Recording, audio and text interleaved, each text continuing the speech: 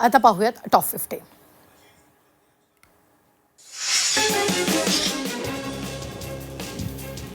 नाशिकमध्ये पावसाला सुरुवात झाली आहे. घाटमाता परिसरामध्ये हनुमान विभागाकडून रेड अलर्ट जारी करण्यात आला आहे. इगतपुरी, त्र्यंबकेश्वर, सुरगाणा, पेठ, हर्सूल, कळवत या भागांमध्ये अतिमुसळधार पावसाची शक्यता वर्तवण्यात आली. प्रशासनाकडून गरज असल्यास घराबाहेर पडण्याचं आवाहन करण्यात आलेलं आहे.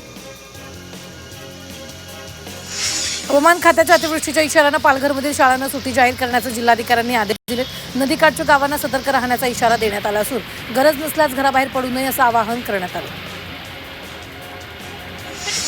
पिंपरी चिंचवडसह परिसरात दमदार पाऊस सुरू आहे. पवना नदीचं पात्र दुथडी भरून वाहत असल्यानं चिंचवडच्या मोरया गोसावी गणेश मंदिर पूर्णपणे पाण्याखाली गेलंय. गणेश भक्तांनी दर्शनासाठी येऊ नये असं आवाहन मंदिर प्रशासनाने केलं.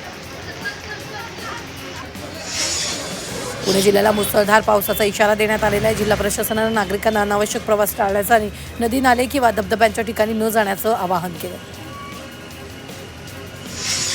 भिवंडीत मुसळधार पाऊस सुरू आहे. मुंबई नाशिक महामार्ग जलमय झालाय. अनेक ठिकाणी पाणी साचल्यानं नागरिकांना सतर्कतेचा इशारा देण्यात आला. राज्यात मुंबई, ठाण्यासह कोकणात काही जिल्ह्यांना पावसाचा अलर्ट देण्यात आलाय. या पार्श्वभूमीवर शाळांना सुट्टी देण्यात आली. संततधार पावसामुळे अनेक ठिकाणी पडझडीच्या घटना घडत असल्यामुळे खबरदारी म्हणून शाळांना सुट्टी जाहीर करण्यात आली. मुंबई, पालघर, रायगड आणि पुणे जिल्ह्यात शाळांना सुट्टी देण्यात आली आहे. दरम्यान गरज असेल तरच घराबाहेर पडा असं आवाहन प्रशासनानं केलं.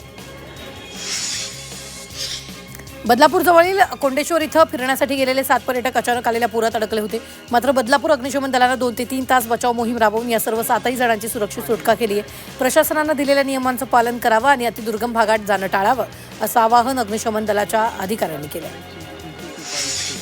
उत्तर पुणे जिल्ह्यात मुसळधार पावसानं थैमान घातलं असून जुन्नर, आंबेगाव, खेड, शिरूर तालुक्यात शेतांना तळ्याचं स्वरूप आलंय. गेल्या 48 तासापासून सुरू असलेल्या या संततधारेमुळे शेतकऱ्यांवर दुबार पेरणीचं संकट ओढवण्याची भीती निर्माण झाली आहे. रात्रीपासून पावसाचा जोर वाढल्यानं शेतशिवार पाण्याखाली गेलं. वाशीमध्ये पावसामुळे अनसिंग रामतांडा मार्गावरील पूल कोसळलाय. पूल कोसळल्यानं गावाचा संपर्क तुटलाय. ग्रामस्थ, शाळकरी विद्यार्थ्यांची मोठी गैरसोय झाली. भिवंडीत मुसळधार पावसामुळे पूरस्थिती गंभीर झालेली आहे. ईदगाह, झोपडपट्टी आणि बंदर मोहल्ला परिसरात खाडीचं पाणी थेट घरांमध्ये शिरले. शेकडो घरं जलमय झाली असून परिसरात वीज पुरवठा खंडित झालाय. त्यामुळे या भागात हाहाकार उडालाय. चिपळूण शहरातील बाजारपेठ परिसरात मोठी झाडं उन्मळून पडल्यानं मोठी दुर्घटना टळली आहे. दैव बलवत्तर म्हणून एक व्यक्ती थोडक्यात बचावली. झाड पडल्यामुळे परिसरात काही काळ गोंधळाचं वातावरण होतं. जोरदार वाऱ्यामुळे नवी मुंबई शहरात रविवारी दिवसभरात 73 झाडं पडली आहेत. अग्निशमन विभागाच्या वतीनं ही झाडं उचलून रस्ते मोकळे करण्याचं काम सुरू आहे. वाऱ्यामुळे घणसोली विभागात एका इमारतीच्या बांधकामाचे पत्रे उडून रस्त्यावर उभ्या असलेल्या वाहनांवर कोसळले. या 3 ते 4 वाहनांचं नुकसान झालं. महाबळेश्वर, केळघर घाटात अनेक ठिकाणी दरड कोसळली. मोठ्या प्रमाणात दगड आणि माती रस्त्यावर आल्यानं हा रस्ता वाहतुकीसाठी धोकादायक बनला. साताऱ्यातून मेंढामार्गे महाबळेश्वरला जाणारी वाहतूक बराच काळ ठप्प झाली होती. मात्र बांधकाम विभागाकडून दरड हटवण्याचं काम सुरू करण्यात आलं असून एकेरी वाहतूक सुरू करण्यात आली. मावळ तालुक्यात अतिवृष्टीमुळे मोठी दुर्घटना घडली आहे. विसापूर किल्ल्याच्या पायथ्याशी असलेल्या पाटण गावात किल्ल्याचा एक भाग कोसळून मातीचा प्रचंड ढिगारा नंदू तिकोणे यांच्या घरावर आलाय. या दुर्घटनेत 2घांचा मृत्यू झालाय. चाकण शहरात सुरू असलेल्या मुसळधार पावसामुळे जनजीवन विस्कळीत झाले. श्री शिवाजी हायस्कूल जवळील पृथ्वी प्रस्थ बिल्डिंगचा पहिला मजला पाण्याखाली गेला असून परिसरात मोठ्या प्रमाणात पाणी साचलंय. त्यात रस्त्याचं अक्षरशः ओढ्यांमध्ये रूपांतर झालं असून नागरिकांना ये जा करताना मोठ्या अडचणींचा सामना करावा लागतोय.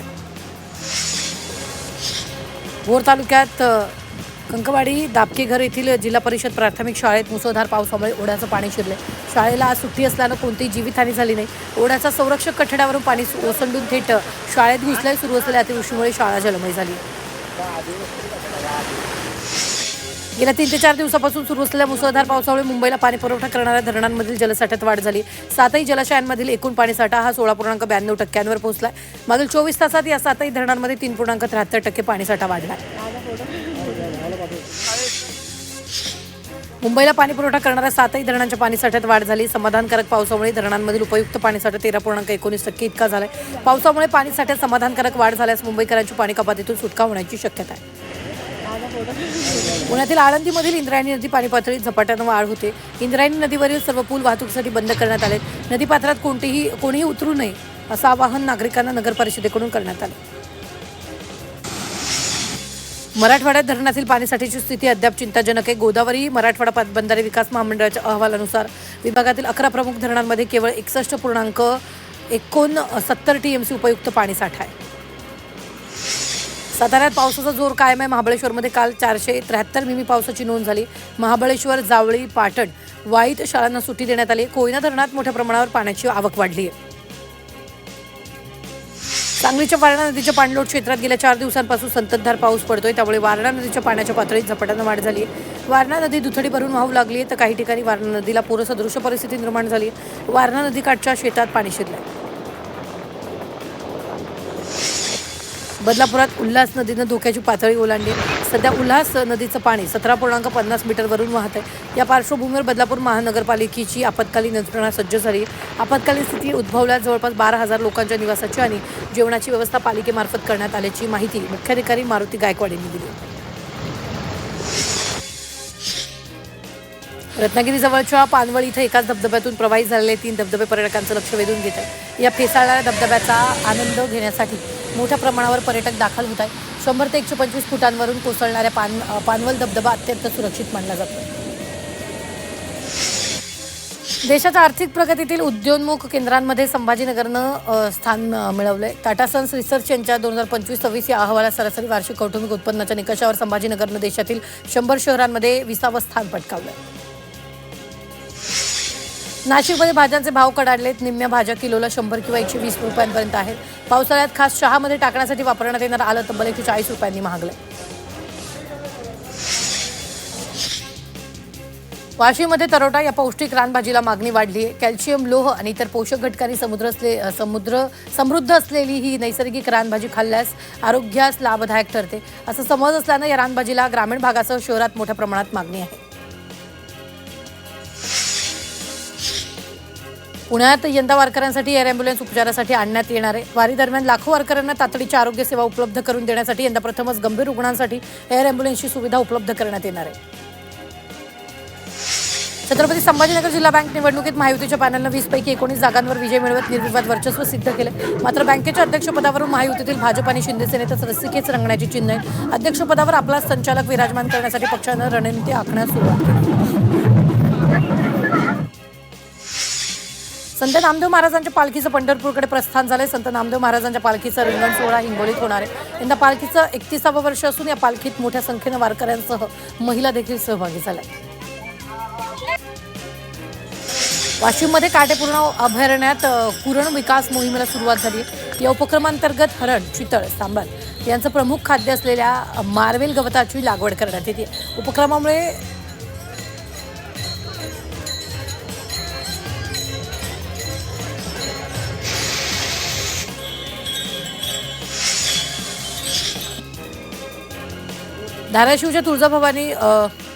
धाराशिवच्या तुळजापुरातील तुळजाभवानी मंदिर इथे एका भक्तानं भावपूर्ण देणगी अर्पण केली आहे. आजोबांच्या स्मृतिप्रित्यर्थ तुळजाभवानी देवीला चरणी चांदीचा मुकुट अर्पण केला.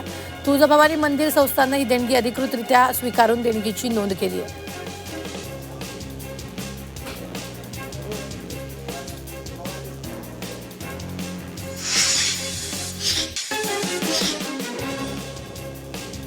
मुंबई अहमदाबाद बुलेट ट्रेन प्रकल्पाच्या मुंबईतील भूमिगत मार्गाच्या कामाला विक्रोळीतून सुरुवात करण्यात आली आहे. विक्रोळीत असलेल्या शाफ्ट जवळून टनेल बोरिंग मशीनद्वारे भूमिगत बोगद्यांचं खोदकाम सुरू झालेलं आहे.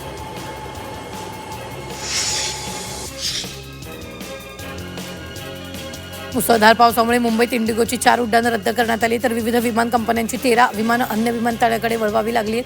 परिणामी देशांतर्गत आणि आंतरराष्ट्रीय प्रवाशांना दीर्घकाळ प्रतीक्षा करावी लागली. मुंबई विद्यापीठाच्या आज आयोजित करण्यात आलेल्या सर्व परीक्षा पुढे ढकलण्यात आल्या. भारतीय हवामान विभागानं वर्तवलेल्या मुसळधार पाऊस आणि अतिवृष्टीच्या इशाऱ्याच्या पार्श्वभूमीवर विद्यार्थ्यांच्या सुरक्षेचा विचार करून हा निर्णय घेण्यात आला आहे.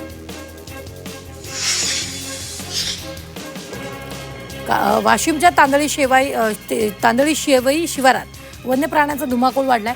पेरणीनंतर रानडुक्कर, नीलगाय आणि माकडांकडून माती उकरून बियाणं फस्त केली जात असल्यानं शेतकऱ्यांवर पुन्हा पेरणीचं संकट ओढावलं. नुकसानग्रस्त शेतकऱ्यांना भरपाई देऊन वन्य प्राण्यांचा तातडीनं बंदोबस्त करावा अशी मागणी शेतकऱ्यांनी केली. मुंबई अहमदाबाद राष्ट्रीय महामार्ग प्रवासासाठी धोक्याचा बनलाय. महामार्गावरील विवळवेढे उड्डाणपुलाला भगदाड पडलाय. उड्डाणपुलावर 15पेक्षा जास्त कारचे टायर फुटल्यानं अपघात झालेत. पुलावर भगदाड पडल्यानं राष्ट्रीय महामार्ग प्रशासनाच्या कामगिरीवर प्रश्नचिन्ह निर्माण झालं आहे. कराड चिपळूण महामार्गावर अपघात झालाय तर पावसामुळे टेम्पोची पिकअपला धडक दिली आहे. पिकअपची धडक झाल्यानंतर आयशर टेम्पो चालकाचं नियंत्रण सुटल्यानं टेम्पो उलटलेला आहे. अपघातात टेम्पो पलटी झाल्यानं मोठं नुकसान झालं. नाशिकमधील द्वारका ते ट्रॅक्टर हाऊस रस्त्यावर अपघाताचं सत्र सुरूच आहे. रस्त्यावर अनेक ठिकाणी पाणी साचल्यामुळे आणि रस्ता स्लिप होत असल्यानं अनेक दुचाकीस्वाराचा अपघात झालाय. वाहन चालकांनी या मार्गावर प्रवास करताना विशेष काळजी घेण्याचं आवाहन करण्यात आलं.